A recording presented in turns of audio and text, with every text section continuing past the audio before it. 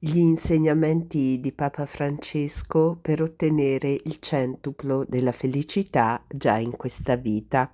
Salve a tutti carissimi, oggi voglio parlarvi di un libro recentissimo di Papa Francesco e che si intitola Ti voglio felice, il centuplo in questa vita. Il libro in questione è uscito nel novembre del 2022 ed è già non si sa a quale edizione è arrivato, proprio perché ha avuto un successo straordinario come molti libri del nostro amato Papa Francesco. Ecco, adesso cerchiamo di vedere quali sono i consigli che Papa Francesco dà in questo libro per ottenere già, in questa vita il centuplo della felicità. Francesco dice: "Leggi dentro di te.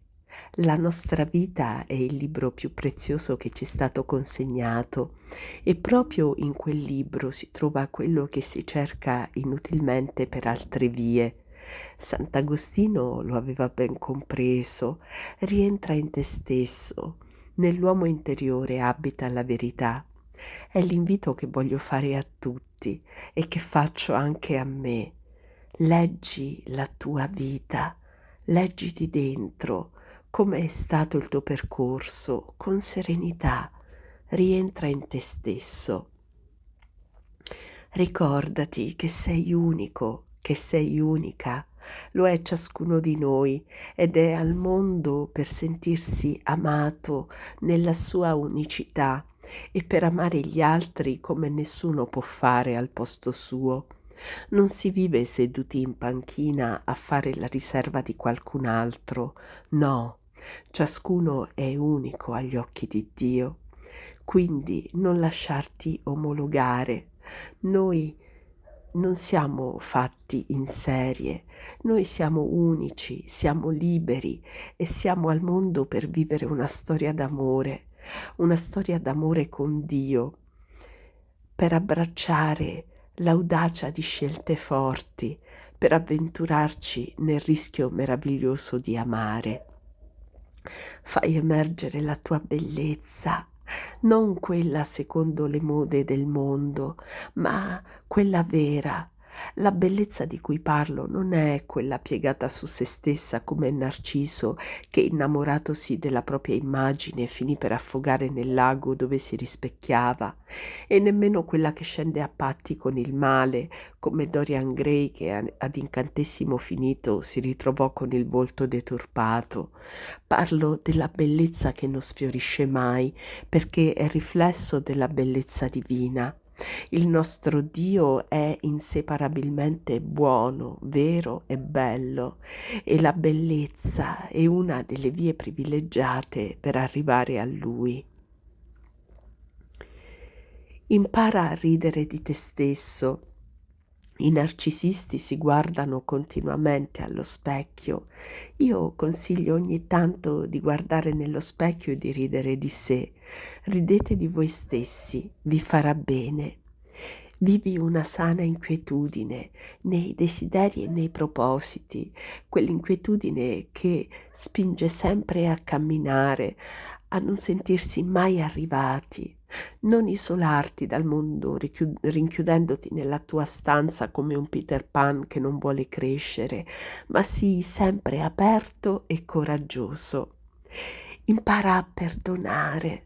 Ogni persona sa di non essere sempre il padre o la madre che dovrebbe essere, lo sposo o la sposa, il fratello o la sorella, l'amico o l'amica che dovrebbe essere.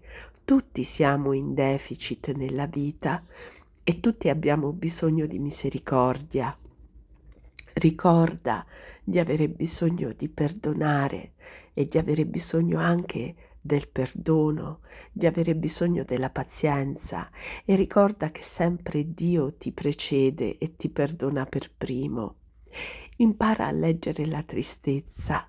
Nel nostro tempo è considerata solo un male da fuggire a tutti i costi e invece può essere un indispensabile campanello di allarme che ci invita ad esplorare paesaggi più ricchi e fertili che la fugacità e l'evasione non consentono. A volte la tristezza lavora come un semaforo, ci dice: "È rosso, fermati, accoglila". Sarebbe molto più grave non avvertire questo sentimento. Fai grandi sogni, non accontentarti del dovuto. Il Signore non vuole che restringiamo gli orizzonti, non ci vuole parcheggiati ai lati della vita, ma in corsa verso traguardi alti, con gioia e con audacia.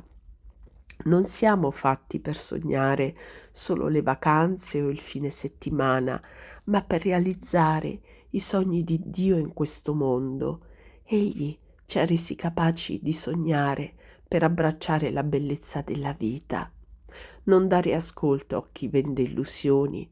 Una cosa è sognare, un'altra è avere illusioni.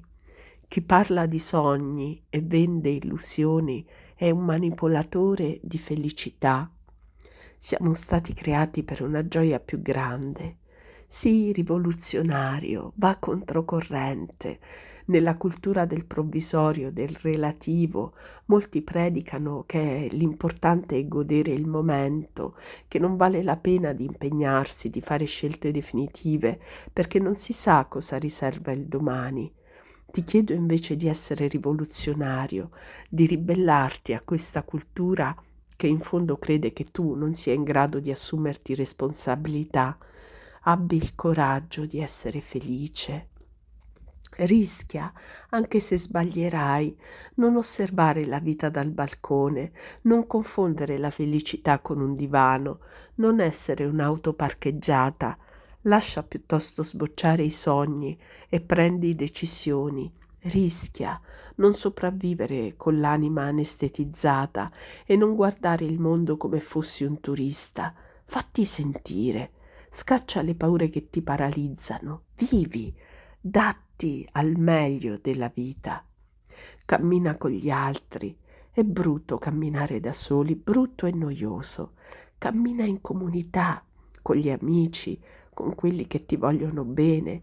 Questo ti aiuta ad arrivare alla meta e se cadi, rialzati. Non avere paura dei fallimenti, delle cadute. Nell'arte di camminare, quello che importa è non rimanere caduti. Vivi la gratuità. Chi non vive la gratuità fraterna fa della propria esistenza un commercio affannoso, sempre misurando quello che dà e quello che riceve in cambio. Dio dà gratis fino al punto che aiuta persino quelli che non sono fedeli e fa sorgere il suo sole sui cattivi e sui buoni. Abbiamo ricevuto la vita gratis, non abbiamo pagato per essa. Dunque tutti possiamo dare senza aspettare qualcosa. È quello che Gesù diceva ai suoi discepoli: gratuitamente avete ricevuto, gratuitamente date. Ed è il senso di una vita compiuta. Guarda oltre il buio, sforzati di avere occhi luminosi anche dentro le tenebre, non smettere di cercare la luce in mezzo alle oscurità che tante volte portiamo nel cuore e vediamo attorno a noi, alzare lo sguardo da terra verso l'alto per non fuggire, no, ma per vincere la tentazione di rimanere steso sui pavimenti delle nostre paure. Questo è il pericolo, che siano le nostre paure a reggerci, di rimanere rinchiusi nei nostri pensieri a piangerci addosso. Questo è l'invito. Alza lo sguardo. Ricorda che sei destinato al meglio. Dio vuole per noi il meglio, ci vuole felici, non si pone limiti e non ci chiede interessi. Nel segno di Gesù non c'è spazio per secondi fini, per pretese. La gioia che ci lascia nel cuore è gioia piena e disinteressata, non è mai una gioia annacquata ed è una gioia che ci rinnova.